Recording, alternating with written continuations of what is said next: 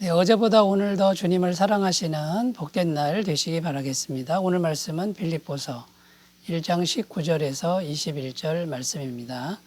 이것이 너희의 간구와 예수 그리스도의 성령의 도우심으로 나를 구원에 이르게 할 줄 아는 거로 나의 간절한 기대와 소망을 따라 아무 일에든지 부끄러워하지 아니하고 지금도 전과 같이 온전히 담대하여 살든지 죽든지 내 몸에서 그리스도가 존귀하게 되게 하려 하나니 이는 내게 사는 것이 그리스도니 죽는 것도 유익함이라. 아멘. 21절 말씀 끝절이죠. 이는 내게 사는 것이 그리스도니 죽는 것도 유익함이라. 자, 바울이 이렇게 고백하고 있습니다. 지금 로마 감옥에 갇혀 있는 바울의 마음 상태를 잘 보여주는 구절입니다. 그리스도가 존귀하게 된다면 나는 죽어도 좋습니다. 이런 고백이죠.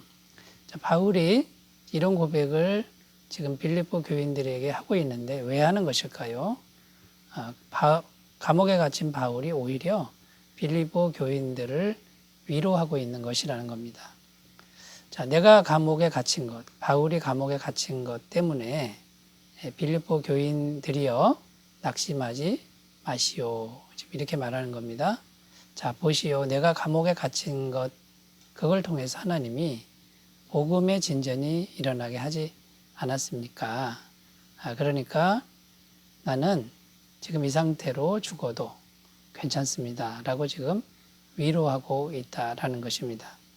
자, 사도 바울의 정말 넓은 마음, 그리고 위대한 마음을 잘 보여주고 있는 구절이라고 할 수 있습니다. 또 21절 말씀에 보면 나의 간절한 기대와 소망을 따라 아무 일에든지 부끄러워하지 아니하고 이렇게 고백하고 있습니다. 자, 바울의 간절한 소망, 그 간절한 기대는 뭐냐면 아무 일에도 부끄럽지 않게 사는 것이다. 지금 이렇게 이제 고백하고 있는데 누구 앞에서 부끄럽지 않은 걸 의미할까요? 당연히 하나님 앞에서 부끄럽지 않은 자신이 되기를 지금 소망하고 있다라고 말하고 있는 겁니다. 자, 그래서 이렇게 부끄럽지 않은 삶을 살고 싶은 이 간절한 소망, 자, 이것을 어떻게 하면 그러면 가능한가? 이것을 오늘 말씀은 우리에게 이제 제시해 주고 있는데 이제 그 부분을 살펴보면서 은혜를 나누도록 하겠습니다. 자, 첫 번째는 기도하는 삶이 중요하다라는 겁니다. 하나님 앞에서 부끄럽지 않은 삶을 살려면 먼저 기도하는 삶이 중요하다. 이제 이런 의미가 됩니다. 19절입니다. 이것이 너희의 간구와 예수 그리스도의 성령의 도우심으로 나를 구원에 이르게 할 줄 아는 거로. 여기 너희의 기도와 성령의 도우심으로 이렇게 나오고 있는데요. 바울은 항상 성도들에게 기도를 부탁하는 것을 멈추지 않았습니다. 계속 기도해 달라고 부탁하고 있는 것을 성경은 계속 증언하고 있습니다. 빌립보 교회뿐만 아니라 다른 교회 성도들에게도 계속 기도해 달라고 부탁한 것이죠. 그만큼 기도가 절대적으로 중요하다라는 말씀입니다. 여러분, 사도 바울 정도 되면 대사도이고 성령 충만하지 않습니까? 이 바울을 통해서 하나님의 능력이 나타납니다. 죽은 자도 살아났다라고 성경은 증언하고 있습니다. 자, 그런데도 이 대사도는 자신을 위해서 기도해 달라고 부탁하고 있다라는 겁니다. 기도가 절대적으로 중요하기 때문에 이런 부탁을 하고 있는 것이죠. 여러분, 기도하면 어떤 일이 생기나요? 우리가 기도하면 성령의 도우심으로 나를 구원에 이르게 할 줄 아는 거로 오늘 9절에서 이렇게 말씀하고 있죠. 성령님이 역사하신다라는 거고요. 그 성령님은 역사하셔서 구원에 이르게 한다. 자, 이 말은 무슨 말이냐면 지금 바울이 정한 상황에서 구원이라고 하는 것은 로마 감옥에서 석방되는 것이죠. 그러니까 빌립보 교회 성도들이 기도를 계속 하면 성령님이 역사하셔서 감옥에서 석방되는 이런 일이 생길 것이다 라고 말하는 것입니다. 또 깊은 영적인 의미는 이제 주님이 재림하실 때 이제 완전한 구원에 이르게 한다. 이런 의미도 포함되어 있는 것이죠. 어찌되었든 기도가 절대적으로 중요하다는 것을 우리는 명심해야 할 것입니다. 사도행전 12장 5절에 보면 이에 베드로는 옥에 갇혔고 교회는 그를 위하여 간절히 하나님께 빌더라. 자, 이런 구절이 나오는데요. 헤롯 왕이 야고보 사도를 칼로 죽였습니다. 교회를 핍박하는 그 과정에서 교회 지도자를 죽인 거죠. 그리고 내친 김에 베드로까지 죽이려고 베드로를 잡아다가 옥에 가뒀습니다. 그때 베드로는 옥에 갇혔고 교회는 베드로를 위하여 간절히 하나님께 빌더라. 이런 내용이죠. 자, 그런데 어떤 일이 발생했습니까? 하나님의 천사가 감옥에 갇혀 있는 베드로에게 나타났고요. 베드로를 묶고 있는 쇠사슬이 풀어졌고 옥문이 열려서 구원받게 했다라고 성경은 증언하고 있습니다.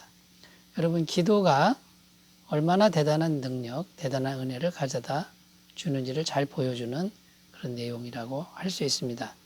마태복음 18장 19절 말씀에 진실로 다시 너에게 이르노니 너희 중에 두 사람이 땅에서 합심하여 무엇이든지 구하면 하늘에 계신 내 아버지께서 너희를 위하여 이루게 하시리라.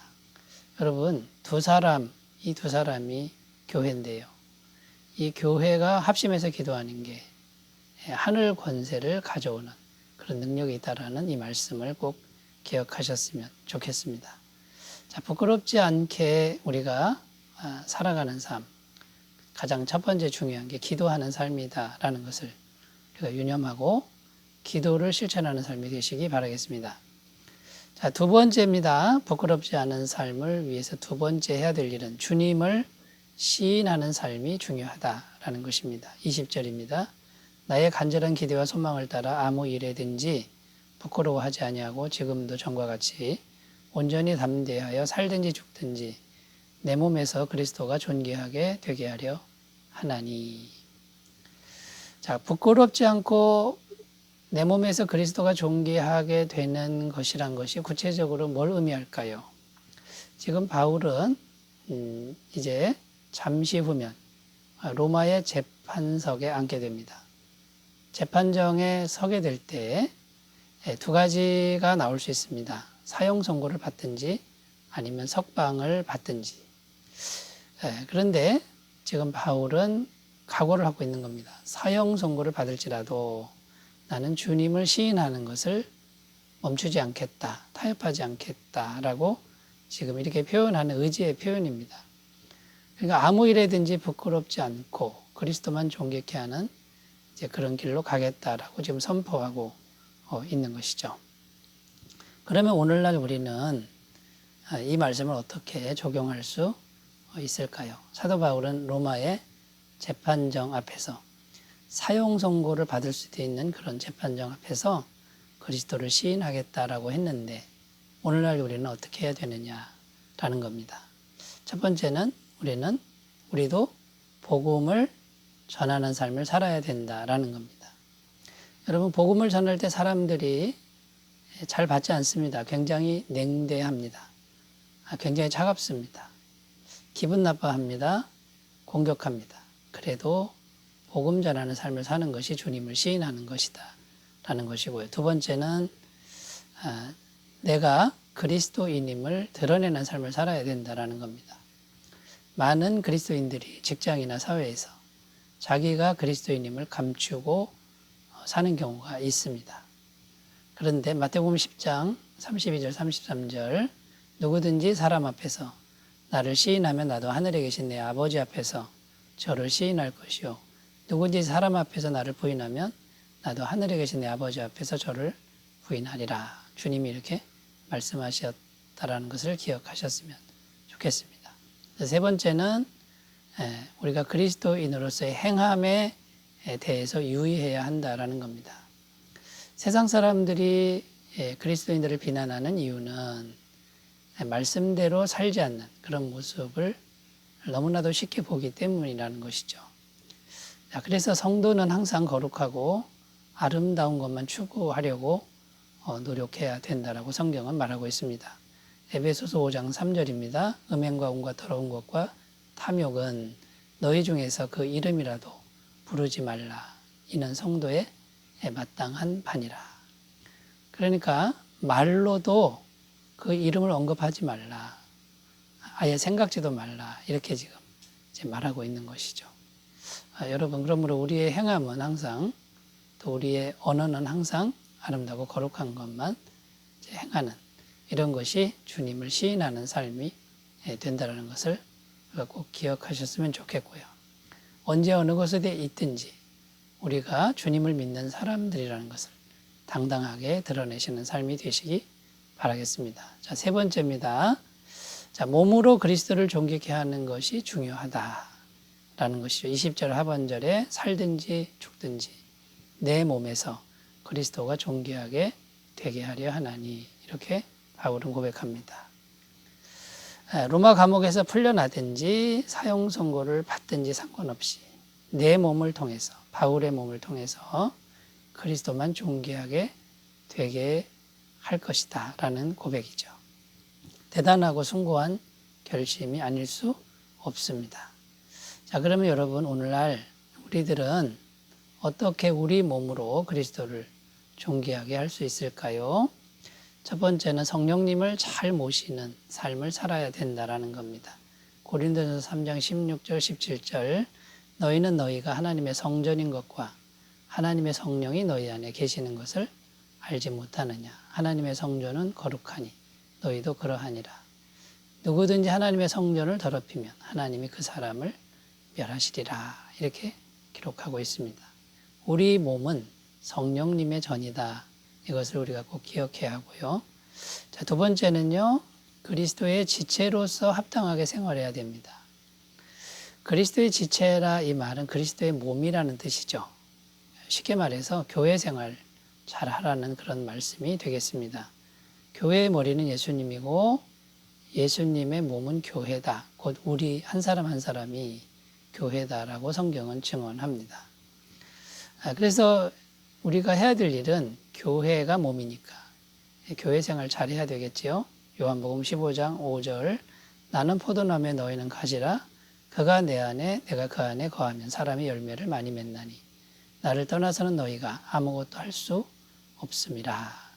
잘 붙어 있으라고 지금 권면하는 말씀, 이 말씀에 늘 순종하셨으면 좋겠습니다. 세 번째는 우리 몸으로 죄와의 싸움을 잘 싸워야 한다라는 것입니다.